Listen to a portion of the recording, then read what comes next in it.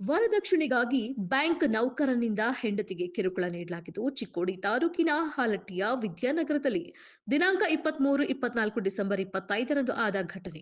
ಈ ಘಟನೆ ಕಳೆದ 2 ವರ್ಷಗಳಿಂದ ವರದಕ್ಷಿಣೆ ಕಿರುಕುಳ ಮಾಡುತ್ತಿರುವುದು ಎಂದು ಪೂಜಾ ಹೇಳಿಕೆ ಕೊಟ್ಟಿದ್ದಾರೆ.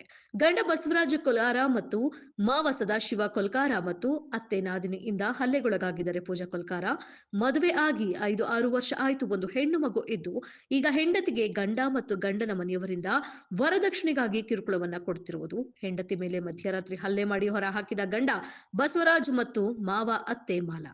ಬಸವರಾಜ್ ಕೊಲ್ಹಾರ ಎಂಬುವವನು ಡಿಸಿಸಿ ಬ್ಯಾಂಕ್ ನಿಪಾಣಿಯಲ್ಲಿ ಕ್ಲರ್ಕ್ ಆಗಿರ್ತಾನೆ.